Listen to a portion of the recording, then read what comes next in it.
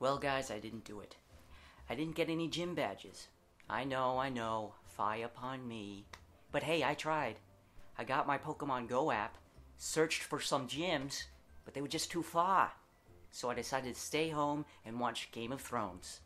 The entire series.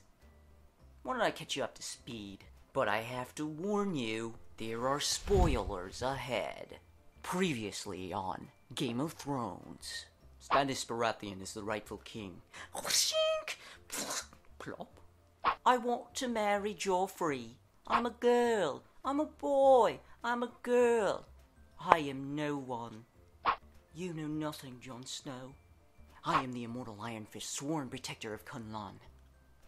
Danny! This is Jon Snow, king in the north. I will help you if you bend the knee. I will not bend the knee. I swore an oath to protect you, Lady Sansa. I bend the knee to you, my queen. I am the three-eyed raven now. Forgive me, Lady Sansa. I'm a bit confused. Blah, blah, blah, blah, blah, blah, blah, blah. Now that you're all caught up with Game of Thrones, why don't we get on to the review? One of the things I really liked about this season was the speed of the plot development. I know some people may disagree and even describe this season as not quite Game of Thrones-esque, but you get a real sense of development and things moving forward and getting done. Another great aspect of this season was the action.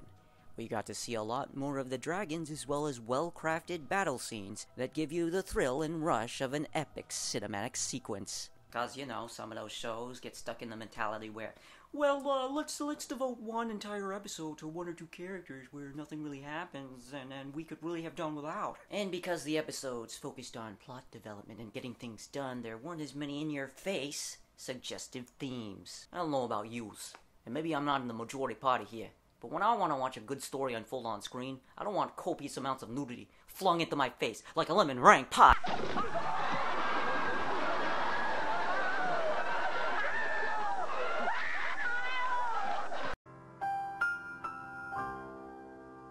Now, on to the review. Well, folks, we finally have it. 7 seasons in the making, and we finally have Jon, Daenerys, and Cersei all in one place. This could make for a real volatile boiling pad if you take my meaning. I think the scene works well because you can just feel the tension in the air as enemies sit down across from one another for the first time. And one of the things that Game of Thrones has done pretty well so far is character development and showing us that there always are two sides to the same coin. Unless it's a trick coin. In essence, you know these characters, the mistakes they've made, how they've grown, and who they are now, and you want to root for certain ones even though they're on the opposite sides of the spectrum. Now that's good writing, Doc. And then, there we have it, the moment we've all been waiting for. Cersei and Jaime's reactions to the White Walker that Jon and company were able to capture. And for one brief, glorious moment, Cersei almost gets ripped to shreds by it. Unless, of course, you're a Cersei fan. Yeah. Fine. Convinced by the threat, Cersei agrees to fight the undead, so long as King Jon does not take sides in the war to come. Everything seems to be going smoothly until Honest Jon comes in and ruins everything, saying he already bent the knee to Daenerys. So Cersei just storms away like a little pouty teenager who didn't get her Portia for her sweet 16. You know, it probably was a dumb move by Honest Jon to tell you the truth, but I really do respect him as a character and what the writers are trying to do with him. In this whole Game of Thrones, where people are lying, cheating, stealing, killing in order to survive and gain power, Jon really is trying to do the right thing here. That's one thing I like about Jon, and I really think that's why Daenerys really comes to respect and even admire him, as we find out later in the episode. He's not like any man she's met before. He's being portrayed as a beacon of light in a world full of darkness, attempting to reveal the truth and fight the battles that matter. Sound like anyone else you know? I mean, he was resurrected from the dead, right? Yeah, right. Try writing about Jon Snow as a Christ figure in your thesis paper. See how well that turns out. Does not compute. Does not compute. I see him more as a Lazarus or a good-hearted mummy or even a friendly ghost. He does admit he has some flaws and made some mistakes, and that he's just that, human. The main difference is he's living life through the idea that honesty is the best policy. And you know how that turns out. Plop. Of course, Tyrion Lannister gets the first chance at the chopping block when he tries to smooth things over with Cersei. It's here that Tyrion and we the audience learn that Cersei is pregnant. Shocker. You're pregnant.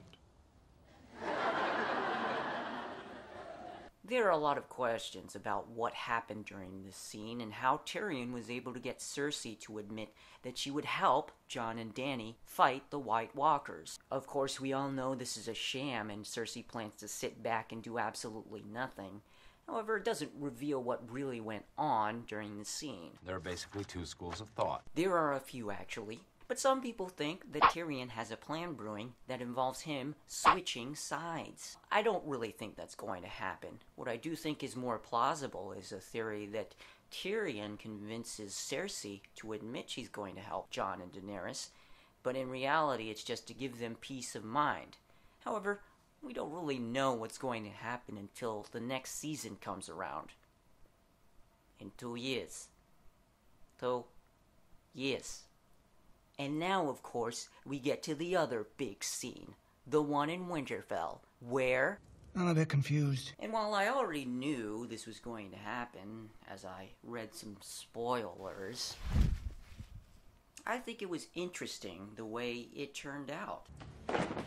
However, one thing that wasn't quite clear was whether or not Arya was in on the scheme or not. I like to think she was. It seemed like she was. But was she? You see, I never really bought into the whole Arya versus Sansa story arc. It just didn't seem sensible or realistic to me.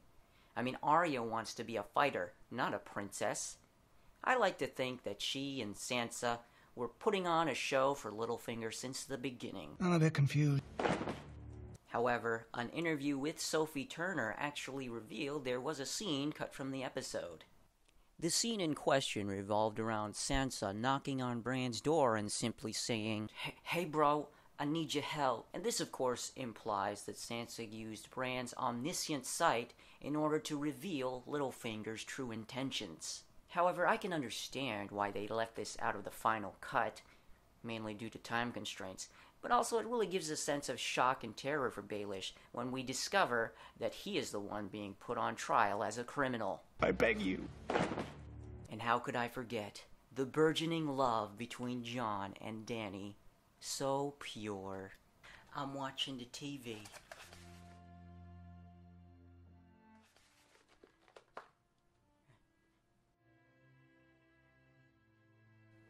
No, Jon. No! Not so fast, buddy. Not so fast. Oh. Oh! My eyes. My beautiful, beautiful eyes. They didn't just. Yes, they did. And it was glorious. You know, I get that it's HBO and everything, but wouldn't it have been more meaningful and more watchable for everyone if they showed their first kiss? Nope, 'cause it's home box office channel, and we all gotta get lemon meringue pies thrown in our face. It was so beautiful that night. And you were so beautiful. And finally, we have the big breakup. And yet another reason why we should be rooting for a more mature Jaime Lannister. So, Jamie. Break on. Dick on. Cersei admits her support for Jon and Dany was all a sham, and Jaime, of course, is outraged. In one fell swoop, the Lannister family is shattered into even more pieces as Jaime walks away defiantly. But what does this mean for a family who puts one another first above all else? Well, if you remember the prophecy given to Cersei, you'll recall that her little brother is supposed to be the death of her.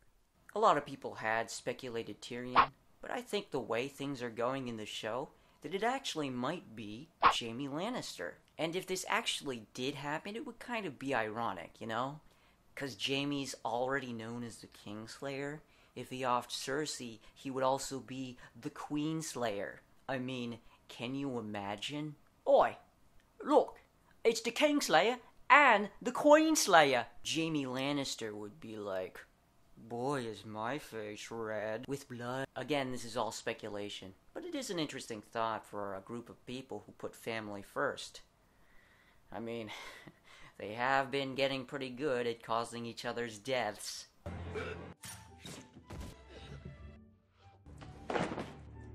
Well, those are just my 2, 3, or 5 cents on the whole Game of Thrones Season 7 finale. It was most interesting to be sure, though a bit lacking in action. Definitely some ups and downs and all arounds, but hey, that's Game of Thrones for you. You know, it's, well, whack. Well, that's it from me. I hope you enjoyed the video, and don't forget to like and subscribe for more. This is BennyBoyGreene signing off.